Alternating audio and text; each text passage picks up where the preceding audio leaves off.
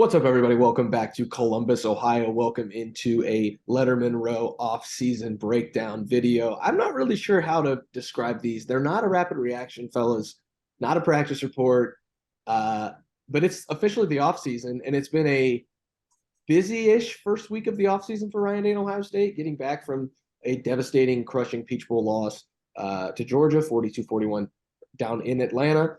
We made our way back to Columbus, all three of us now back in the comfort of the greatest city on the earth. But that's the 40-year vet, Tim May. That's Andy Backstrom. I'm Spencer Holbrook. Tim, it's been a busy week. A couple transfers out, transfer in, huge transfer in, I might add. We'll get into all of that later. You reported a little bit on Ryan Day and play calling duties. Just overall thoughts this first few days as Ohio State tries to set the tone for what should be an intriguing, interesting, crazy offseason for the Ohio State Buckeyes. Yeah, one of my favorite shows on television is Gold Rush. I like that part where they pan, to see to see if this ground is worth mining. And right now, this is the panning stage. I think waiting to see who's gonna be sticking around for 2023, number one, and who's gonna just pop up. The as they call them, the colors, that show up when you're panning for gold. And I know I went a little too deep, pardon the expression, into that analogy, but that's what it feels like right now is I'm not sure as I look at the guys who are leaving. Javontae Jean-Baptiste, for example, has a lot of experience. I'm not sure we ever saw the best of him. If we did, then maybe, it is time to move on. Jakailin Johnson, though, there's a guy that I thought, well, he has played. He started, played a game, and I thought had ability here. Where he sees a greener pasture is going to be interesting because, it's really funny now when guys transfer. If it's guys who've never played, you kind of go whatever. But if it's guys who've played a little bit, now you're wondering where was that carrot dangling, that took them into the transfer portal to then move on out to where that carrot is dangling. So I think we're all interested to see where a couple of these guys show up. But J.K. Johnson, I don't know if y'all agree or not. I think he's the biggest, to this point, loss in the transfer portal. Do you agree? Andy? Yeah, I would say so at this point. I mean, if you look at it, Javontae, just that rotation of defensive linemen, there's so many getting snaps. It's almost a given that someone's going to have to leave, given the talent they have coming up. Caden Curry's another guy that is probably going to get a lot of snaps next year. Obviously, you have JT Tuimoloau, who's still there, and there's just loaded depth on the defensive line. So I think it's inevitable that you're going to have at least one guy leave that position group. For the quarterback position, it is really interesting because that's a group that struggled all year, not only with play, but also just injuries. And JK was thrust into that role. And you kind of get the impression that, yes, he stepped up in spots, but also struggled in spots. And maybe that was his best shot to show what he had. And maybe it just simply wasn't enough. So maybe it was a situation where, that was an audition and maybe it didn't go quite as well as it needed to. And now he's getting to look for another destination to show what he can do. And it wasn't always guaranteed, Tim. As we heard last offseason, and a lot of people around the Ohio State sphere heard last offseason, it wasn't necessarily guaranteed that J.K. Johnson would be around for 2 years. Yeah. And so it was always interesting that he was getting more playing time and developing and had that good spring that catapulted him into 5 starts. I know that was injury aided from other guys, but it was always almost like a ticking clock on J.K. Johnson, just because I'm not sure if the talent was obviously a fit, the program fit. I'm just not sure if it was quite there. And I think it was more on JK's part than the Ohio State part on whether he was going to be around for the long term at Ohio State. And so it's just an interesting timing when you think back and say, okay, this guy started 5 games. He's probably got a future here. And then he gets in the portal. To a lot of people, that's like, whoa, what's going on there? But I wouldn't say the writing was on the wall, but there was always a possibility, I guess, of J.K. Johnson taking that leap and going into the portal. Yeah. My big thing, Tim, is it leaves this cornerback room almost the same spot that it was in last August when you said, oh, there's only 6 guys. 2 of them are hurt right now, and you've got a walk-on taking first-team reps when we get open practice, and I think it was Lloyd McFarquhar, because there was no other corner that was healthy to play. And so you lose Cameron Brown for sure. Excuse me. Now you lose J.K. Johnson. You lose William McFarquhar. Yeah, and then you gain 2 cornerbacks in the 2023 recruiting cycle, who Ohio State is immensely excited about. I know Tim Walton is through the roof excited trying to get these guys on campus. Those guys are going to be good. I think they're going to be really special, and Jermaine Matthews and Calvin Simpson Hunt. But you were at 6 scholarship guys. You lose 2, you gain 2, and you're still at 6. And so I think the cornerback position is one absolutely to watch to build depth there as you go into next offseason or next season, whether that be through the transfer portal or the late signing period. And I don't see it being that late signing period. So it might be transfer portal time for Ohio State to add in that cornerback room. Yeah, I was going to say, and I've already established, I think, in a video with Matt Parker, who my favorite player is probably in the incoming class is Calvin Simpson Hunt, because number one, I love his name. And number 2, he's from Waxahachie, Texas. And it's like I told him, man, I'm from Lufkin, Texas. But if there's one town I wish I could have been from, it's Waxahachie, because it sounds like it's a cool name. I've been there a couple of times. Like I said, they filmed the movie Tender Mercies with Robert Duvall, et cetera, from there a long time ago. And but boy, you watch the video that Matt Parker has posted on at LettermenRow.com and on3.com from the All-American game practices. I mean, yeah, everybody coming out of high school needs some spit polish. That is for sure. And more teaching, so to speak, more tutoring. But boy, he's got the feet, man. Watch him.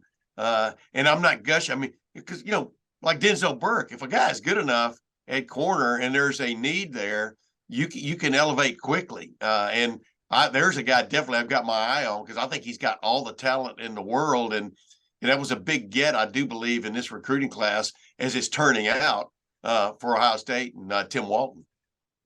Absolutely. And Andy, like Jair Brown got a start this year. J.K. Johnson had 5 starts. You've got 2 true freshmen coming in who would like to start, but it appears that this cornerback depth chart is sorting itself out with Denzel Burke, who's now going to be a 3rd-year starter. The expectations will be very high for him despite a second year that wasn't the greatest. And Jordan Hancock, if he can stay healthy, Ohio State truly believes he could be the next in that long line of the BIA first-round cornerbacks. So it seems like this depth chart. Yeah, wait a minute. Let me interrupt you. There's a guy. That's a guy for, as we're sitting here talking, I said there's a guy, and I'm 68, so I forget some things sometimes. But Jordan Hancock, man, we're talking about an elite, in my opinion, when he's healthy, possible player. I think you agree with me on that, don't you? Yeah, I mean, I think that's Don't just nod for the people who are listening to this. No, I mean, that's where this comes in, right? Like, it could have been JK's decision, but it also could have been just seeing the situation that it is. He did have 5 starts. He did have a chance to prove himself. But let's be honest, this year for Jordan Hancock and Denzel Burke was kind of a wash considering all the injuries. And they didn't play particularly well, but that's also because they weren't particularly healthy. And maybe the staff sees it as, well, those are the guys of the future, plus the 2 freshmen you guys mentioned that they're very high on. And maybe the bottom line is that there wasn't going to be much more of an opportunity for JK to get starting time, and maybe that's what he wanted. I'm not sure exactly, but that could very well be the case. And so that's just something else to consider, that they maybe just believe in the talent they have in that room. And I don't think we got a very fair look at Denzel or Jordan this year and what they were dealing with with the injuries that they had throughout the season. So I think, yes, the cornerback room is certainly a question. And I wouldn't be surprised if they get one more transfer just to bolster that secondary. But I do think that they're probably a little bit more content with this room than we think they are. Yeah, and Denzel Burke, man, I don't believe in, superstitious, karma, whatever you want to call it.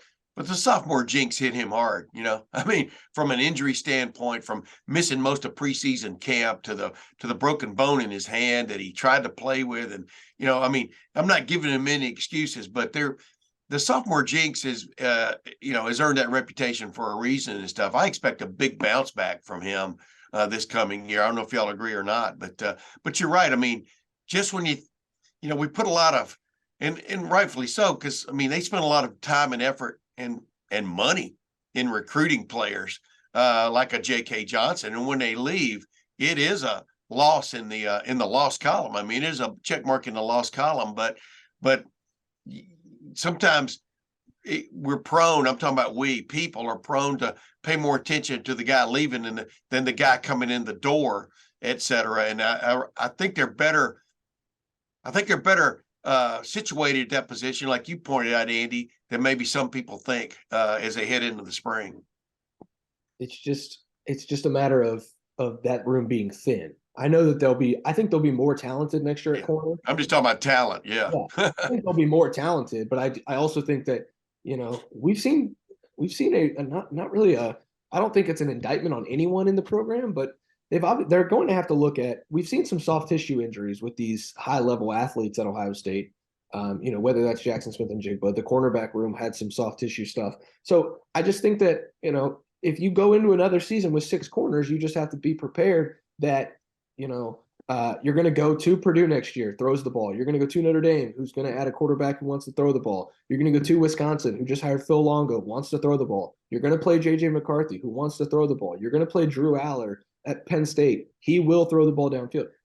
If you're going to return to the college football playoff, you have to have a good secondary next year, which leads me to the next talking point. Great segue, Spencer. Thank you very much. The Buckeyes added Jihad Carter. Wait. Did you just pat yourself on the back? Yeah, who's to say, Tim? Go ahead. We'll have to look at the film. I can't say yet. But Ohio State added Jihad Carter, a 3-year playmaker from Syracuse, over a really, really solid player. I think he's played 22 games in 3 years. He started for the Orange in 2022 in a secondary that was considered one of the best secondaries in the ACC. Andy can talk about that a little bit because of his ACC roots. But this is a guy who, I don't want you to sound like Chris Collinsworth, but here's a guy who can really make an impact in this safety room. I think he's got the tools to come in and start, whether that be with Lathan Ransom, whether that be with Cameron Martinez and Sonny Styles, or Kai Stokes, whoever's going to start in that safety room is going to have to compete with Jihad Carter, because I think he is an instant impact transfer for Ohio State. It would not take a veteran like this if it didn't think he could come in and start and be a difference maker and try to help that secondary get to a national championship level. I'm really excited to see what Jim Knowles and Perry Eliano have in store for Jihad Carter, because I think he's a really talented player, and he's a huge get for Ohio State to set the tone that, hey, if there's a place to improve in the transfer portal, the Buckeyes are going to do it this offseason. They're not going to be timid about the portal as much as they were in years past. Yeah, I like watching Jihad Carter's video. I mean, here's a guy that's now played on the college level. You know exactly what it's about. He was a, quote, 3-star coming in, but that's, who cares? Who cares what that ranking was probably wrong? You understand what I'm saying? I mean, sometimes guys prove rankings correct. Sometimes guys prove them wrong. I think he's proven that wrong. I think he can definitely help. He will definitely get a look because of his experience, et cetera. But guys, when Ryan Day talks about possibly, and it's probably more of a probably than a possibly, giving up the play calling duties so he can be more of a, and this is my word, more of a classic head coach, meaning have his eyeballs on everything. As Urban Meyer said on Urban's Take this week that we did, it's hard to be a play caller because you got to be so involved with that offense. It's hard to be that guy, but also keeping a big time eye on what's going on defensively, especially when there are things going on defensively that have bothered you maybe for several years. And the giving up the big play bit them again in the game against Georgia, or they win that game. I mean, easier said than done, I know. But the bottom line is Ryan Day wants to be more involved on that aspect of the game, about being able to step in and going, hey, I really don't like what's going on here. You understand what I'm saying? Remember when he hired Jim Knowles, he hired him as the head coach of the defense. Ryan Day was the head coach of the offense. Mickey Morati's the head coach of the strength and conditioning, and Mark Pantoni's the head coach of recruiting. I guess Parker Fleming's the head coach of special teams, right? But I think Ryan Day now wants to be the head coach. And with that said, he knows their Achilles. When I asked him after the game, did it cut you to the core that, again, the big plays, especially the big pass plays at the wrong times, hurt you? And he goes, absolutely. I mean, and I'm paraphrasing there, but that's exactly what he meant. And so Jihad Carter's a guy that they can possibly plug and play there, but they got to get something done in that secondary in one-on-one type coverage situations. I think you agree with me there. And the spring is going to be interesting because it's almost going to mean, and we'll talk about this in a later podcast, I'm sure, but it's almost going to mean all hands on deck. We got to see who is the best, you know what I mean, and get after it. I didn't mean to go off on that tangent, but that's definitely getting that part of the defense fixed is the prime objective of Ryan Day in the next 8 months. Look, Jihad Carter can ball. There's no question about it. And if you think about this secondary and the safeties, as good as Lathan Ransom and Ronnie Hickman played at times this year, they just were not good at the end of the season. Those last two games against Michigan and then Georgia, they really were a pain point of this secondary. And, Lathan Ransom will be back. And Ronnie Hickman is on his way to the NFL, so there will be a slot open there, depending on, as Spencer was saying, who's going to take that spot. It could very well be Jihad Carter, just considering his coverage skills. And that's what sticks out to me. I've watched him in the ACC, watching what he did this year. And I think there's something to be said about a lot of Syracuse players transferring this year. And he's really the only one so far that's taken a step up to a program of a higher prestige. And I think that says a lot about a player going from, like a mid-tier ACC school to taking the jump to a school like Ohio State. There's a reason that happens. Sometimes it shows up on paper. Sometimes it doesn't. And it's more in the film room and coaches are seeing something. They don't just offer a guy like that for no reason. Nope. There's something that he's done. And when you look at his coverage skills, that's what sticks out to me. He only allowed 1 touchdown this year, had 3 interceptions. He had 2 pass breakups aside from that. At Clemson, he played his best game. He had an interception, and he also had a 90-yard scoop and score. So this is a guy who has a nose for the ball. He's around the ball a lot, and he's good in coverage. And I think for Ohio State, that's the biggest thing right now is having safeties who can cover. Because quite frankly, there were times, everyone looks at the Lathan Ransom tripping and falling. That's going to happen at times, right? But there's other plays in that game in the Peach Bowl where there was just way too much space that Georgia's receivers had to make plays. Yards after the catch, just whether it was Ronnie Hickman being turned around or guys losing their step. I think Tanner McAllister. Yeah, exactly. Those are plays where you need a guy who can keep pace with these wide receivers and can cover well and know how to jump routes and be able to be a disruptor back there. And I think that's who Jihad Carter is. Yeah, it's going to be interesting because, like you said, Tim, kind of combining what both of you said, Tim, this spring is going to show who's really the best of the best. Luckily for Ohio State, there's 2 transfer windows. So not only are you going to get, you get Jihad Carter to get him into the spring and get him acclimated to the system because he can play and be as good as the safeties that you have on the roster and push them to be better and probably lift the ceiling of that entire room.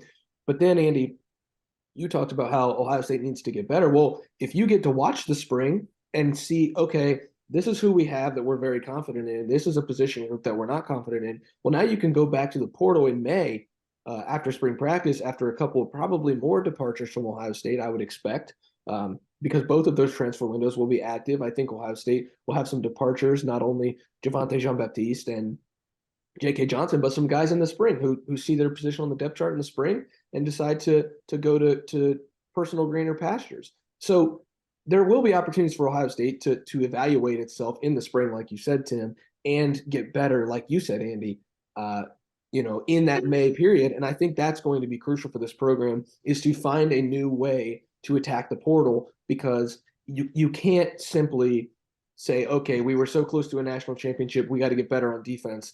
Oh, here's a new recruiting class. Those are true freshmen. You've got to find guys who are going to help you win a national championship next year because I got news for you. If Ryan Day loses to Notre Dame or Penn State or Michigan next year, it's going to be the same exact talking point we had after the Michigan game this year. And you go to Ann Arbor, you go to South Bend. Again, you go to West Lafayette, a place that hasn't been kind to Ohio State. You go to Madison to face Luke Fickell in a new program.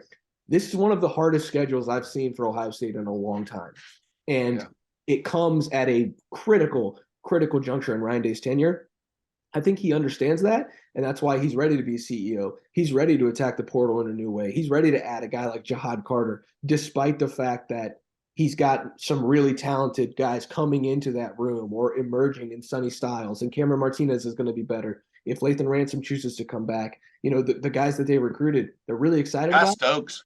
Yeah, they're really excited about those guys. But at the same time, if you can get a 3-year starter at an ACC program that's got 3 interceptions and played his best game against a program like Clemson, go get him, because that's going to be your path to the national championship, not relying on a second year or a first year player to really step in and make an impact. So I just think that we're starting to see a shifting philosophy for Ohio State in the transfer portal. I think it starts with Jihad Carter, and I think it's going to continue into the May period. At the same time, I think this program is setting itself up for an intriguing next 2 months before spring practice kicks off. I agree. And I'm telling you, the focus is going to be on the secondary, because if you're going to play this style of defense, I mean, yeah, the easy thing is always keep a safety over the top, you know. And what we see that bite them the last 2 games of the year when there wasn't a safety over the top to take care of a mistake underneath, you know. Whether Jim Knowles can even go that route, you know, I guess we're going to find out. I'm sure if I'm getting $1.9 million a year, I would pretty much go whatever route the head coach wants me to go. You understand what I'm saying there?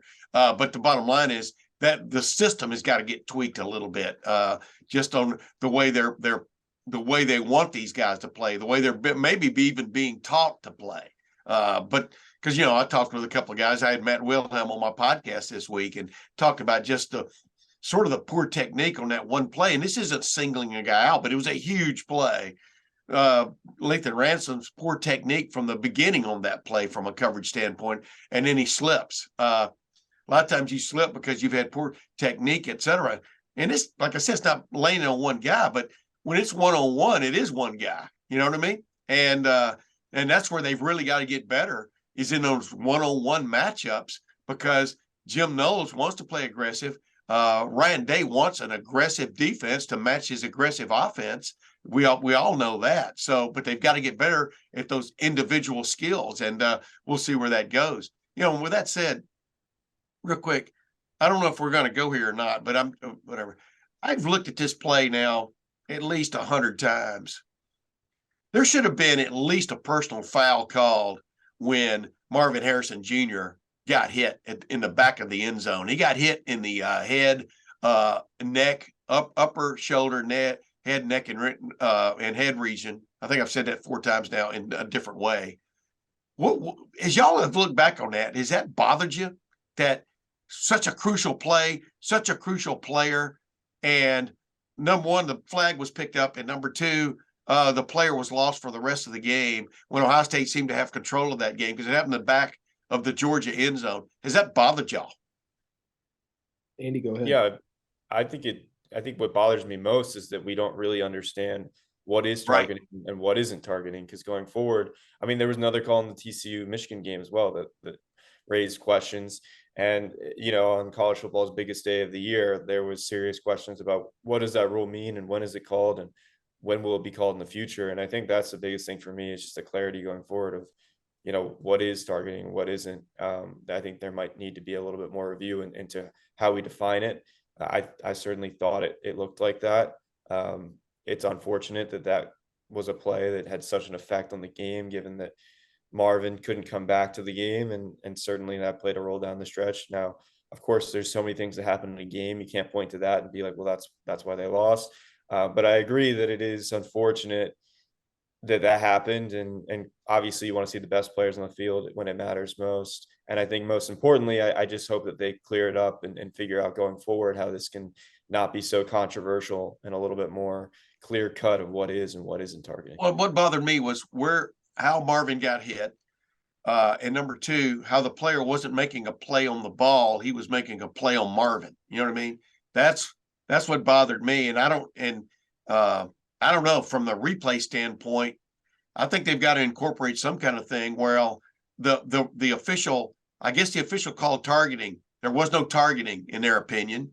You can make, you know, he didn't necessarily hit him with his head first, but he did hit him in the head. He hit Marvin Harrison in the head because Marvin Harrison Jr. didn't just develop a concussion from falling down. And number three, like I go back to, he wasn't playing the ball, he was playing Marvin. And I thought that was where the defining point was supposed to be in all of this when they redefined that whole situation. What do you think, Spence? I think that it was an unfortunate play that happened. I think that the slant route to Xavier Johnson on the last drive of the game that would have put Ohio State maybe 12 yards further down the field goes the other way had Marvin Harrison Jr. been on the receiving end of that, because Georgia would not have been playing that kind of press coverage against Marvin the way they were against Xavier. No offense to Xavier Johnson at all. Well, yeah, and throw this little tidbit in here. Marvin would have made a move toward the ball too. He would have understood the Xavier, I think, played his rear end off in that game. But Marvin is such a classic, big time receiver. He understands the idea of separation, of first position and then separation. Yeah, there are all kinds of ways that impacted the game from that moment on when Marvin Harrison Jr. was no longer available. Yeah, and I think that if there are three people on this Ohio State in the Woody Hayes Athletic Center right now who would like to replay the fourth quarter of the Georgia game, it would be Jim Knowles, Noah Ruggles, and Marvin Harrison Jr. Two of them will be back next year, which leads me to the end of the show. Two of them will be back into this offseason. Jim Knowles, who has a lot of questions to answer and has to really improve the way that he's going to do things and the personnel on the field who's doing those things if Ohio State's going to win a national championship next year with a reset roster.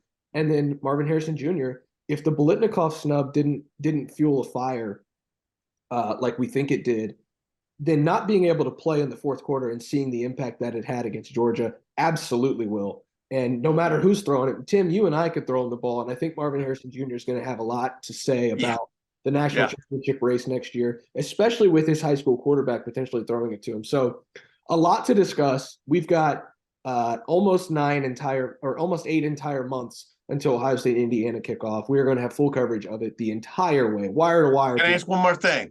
Because I love your wrap-ups now. Can I ask one more thing? No. If you're quick. No, and it's not long. I just want y'all to give me a yes or no. Do you think there's a clear-cut favorite for the starting quarterback job as we sit here right now? Yes. Just yes or no? Yes. Yes. And who is it? It's Kyle McCord. You agree, Andy? Yeah. I'm telling you, Devin Brown, man, he's going to make a push. That's all I'll say. Go ahead now. We'll see in the spring. I mean, I think that's why, Kyle McCord's taking those backup snaps for a reason and getting the time he did in fourth quarters for a reason. Obviously, they didn't unroll the whole playbook for him, but he has been there and waited his turn. I at least think it's his job to lose going into spring versus it being truly, truly open. I'm sure they'll say it's open, but I would think that it's Kyle's to lose. Okay. We'll talk about that, I'm sure, on another podcast, the whole podcast. Tim, we've got 8 months. We're not going to unload the entire clip on this. Right. I just wanted to throw that out there. Just, I don't know why I did that. This is going to be fun to watch is what I'm saying. I hope we get to watch some of it if you follow my drift. But go ahead. I'm sorry. Well, lucky for you, Tim, and lucky for everybody, you have a podcast to discuss it on at least once a week. Whenever you'd like to publish an episode, just let me know and we'll get it out online. So you got it. For the 40-year vet, Tim May, for Andy Backstrom, this is going to be an absolutely bananas offseason. The first week was already fun. Out the door, Javontae Jean-Baptiste and J.K. Johnson. In the door, Jihad Carter, talented former Syracuse safety, now Ohio State safety. Ryan Day, play calling, ? Jim Knowles, answers to questions, ? A lot to discuss, a lot to break down. Starting quarterback, ? As we do it all year round and all offseason at lettermenrow.com. Come hang out with us at the Letterman Lounge message board. Come chat with us. Make sure you subscribe to the YouTube channel. We will see you back here all offseason for more coverage of the Ohio State football team at lettermenrow.com.